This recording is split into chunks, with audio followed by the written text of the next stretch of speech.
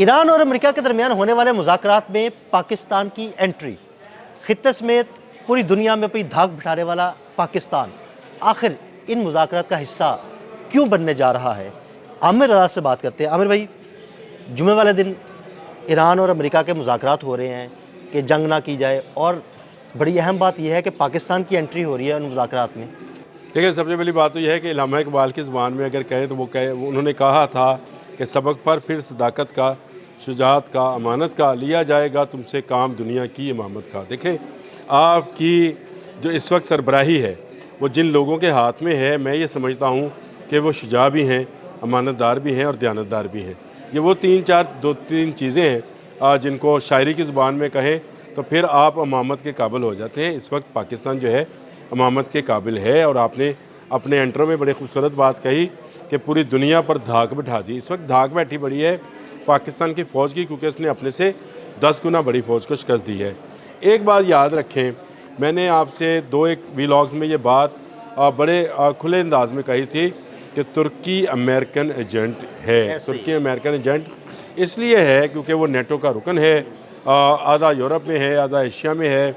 और तुर्क जो हैं सरबराहान जो हैं वो हमेशा से अमेरिका के करीब रहे हैं, अमेरिकन टेक्नोलॉजी इस्तेमाल करते हैं। गो एक इस्लामी मुल्क है और हमारा दोस्त मुल्क है, मैं उसको दुश्मन मुल्क नहीं समझता। लेकिन क्या ईरान भी उस पर इतबार करता है? वो जो शायर ने दोबारा एक शेर कहने लगा हूँ कि आदमी कोई हमारा दमे तहरीर भी था, वो गालिब ने कहा है ये शेर। क्या उस वक्त हमारा भी कोई साथ? देखिए, वहाँ पर अमेरिकन होगा, तुर्क होंगे और ईरानी होंगे। तो ईरान तो अकेला होएगा, सामने दो होंगे, तो फिर दो होने चाहिए दोनों जगह पर। तो मेरा अपना ज़ाती ख्याल है कि पाकिस्तान की नॉमिनेशन जो है ये ईरान के मशवरे से की गई है, ताकि पाकिस्तान जो है बैठकर जो सालसी हो और वो बराबरी की सतह पर हो। ये ना हो कि एक जगह दो है और एक जगह एक है, वो फिर वो मुकाबला रहता नहीं है।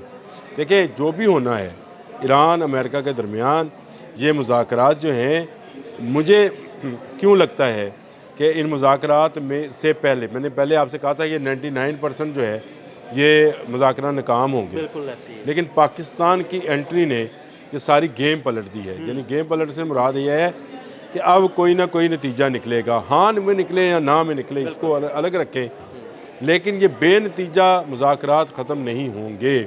वो जो डेडलॉक था इतने अरसे से, वो सिर्फ इसलिए था कि कोई पाकिस्तान जैसा जरी मुल्क इसके अंदर शामिल नहीं था। वो डेडलॉक रहा। अमेरिका भी जो था वो सिर्फ बयानबाजी की हद तक था कि हम मुज़ाकरात करना चाहते हैं। ईरान भी कहता था हम मुज़ाकरात के लिए तैयार हैं, लेकिन हम अपने न्यूक्लियर और मिसाइल प्रोग्राम को रोल बैक नहीं करेंगे। तो दरमियानी रास्ता क्या था कि दुनिया को इस बड़ी जंग से बचाया जाए, जो कि एटमी जंग बन सकती है। ये बिलाशुबा 3 सुपर पावर्स की जंग है। ईरान का मैदान है, यानी ईरान का समुंदर और मैदान है जहाँ पे लड़ी जाएगी। रशिया, चीन और ईरान एक तरफ होंगे, अमेरिका और उसके हवारी नेटो ममालिक जितने भी हैं वो एक तरफ होंगे। तो उसमें अगर कोई किरदार अदा कर सकता है तो वो मुल्क किरदार अदा कर सकता है जो न्यूट्रल हो। देखिए, ना हम नेटो के रुकन हैं, ना हम ईरान, चीन और रशिया के दादी हैं। और हाँ, ये ज़रूर है कि हमने ख़त्ते में अपने से 10 गुना बड़ी फ़ौज को जो है वो खुलेआम सरेआम शिकस्त दी और इतनी ज़बरदस्त शिकस्त दी कि डोनाल्ड ट्रंप पुकार कर जो है वो कहते हैं मेरा फेवरेट फील्ड मार्शल, मेरा प्राइम मिनिस्टर ऑफ पाकिस्तान, और वो कहते हैं कि 8 जहाज़ गिराए। यानी वो बात पर ये बात कहते हैं। इसका मतलब ये है कि पाकिस्तान अब एक ऐसी सूरत हाल में है जहाँ पर उसको दुनिया की सरबराही मिलने जा रही है। ये सरबराही वाली बात है कि इस खित्ते के अंदर कोई मामला भी होगा तो उसमें पाकिस्तान जो है उसकी बात और उसका मौक़िफ़ जो है उसको अहमियत दी जाएगी। मुझे आमिर भाई, इस खित्ते में या बल्कि पूरी दुनिया में पाकिस्तान का किरदार ऐसे मुल्क का बनने जा रहा है जो अमन कायम कराएगा।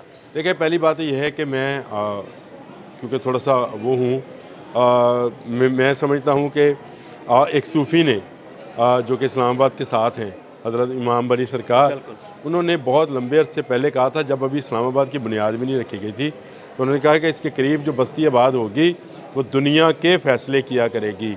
याद रखा करें, वलियों की कही हुई बात जो है वो कहीं ना कहीं जाकर ज़रूर पूरी होती नज़र आती है, क्योंकि वो جو بات کرتے ہیں وہ اپنی اس ریاضت کے سر پہ کرتے ہیں جو اللہ تعالیٰ نے ان کو ودیت کی ہوتی ہے، اور وہ اللہ کے وہ نیک بندے ہیں جن کے گو کہ وہ قبروں میں چلے گئے لیکن ان کی قبریں آج بھی جاگتی ہیں، اور وہاں پر لوگ ہر وقت جو ہے قرآن پاک کی تلاوت اور درود پاک جو ہے پڑھتے رہتے ہیں۔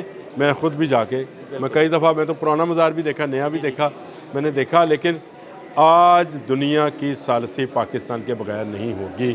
میں آپ کو بتا دوں وہ وقت دور نہیں ہے جب یورپ کے فیصلے بھی پاکستان کو شامل کر کے کیے جائیں گے، جب امریکہ اور رشیا کے معاملات پر بھی پاکستان کو ثالث بنایا جائے گا۔ اگر آپ نیوٹرل ہیں، اگر آپ کسی ایسی تنظیموں میں جو کہ جنگی نوعیت کی ہیں نہیں پھنستے ہیں اور آپ نیوٹرل رہ کر کام کرتے ہیں، تو پھر لوگ آپ کی رسپیکٹ کرتے ہیں، اور یہ آپ کا وہ پہلو ہے جس کو ہم ترس رہے تھے کہ کیا پاکستان کبھی اتنا اہم ہو جائے گا کہ امریکہ جیسے ملک کو بھی اس کی ضرورت رہے گی، کیا اتنا اہم ہوگا کہ اسلامی ممالک اس کو اپنی سربراہی کے لیے منتخب کریں گے؟ تو آپ کو آج نظر آ گیا۔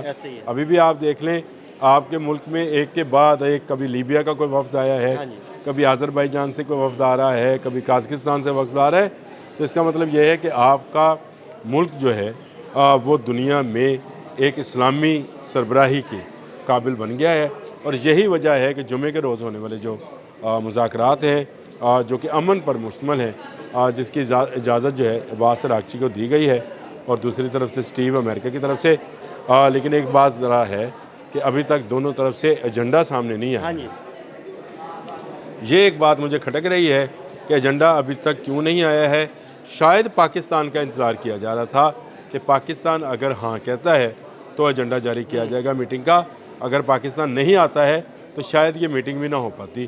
اس لیے پاکستان کی ہاں میں سب کی ہاں ہے، پاکستان نے ہاں کہی ہے، اور پاکستان کی ہاں کے بعد جمعے کے یہ مذاکرات جو ہیں ان کا آپ یوں سمجھے کہ کامیابی کے امکانات جو ہیں وہ روشن ہیں۔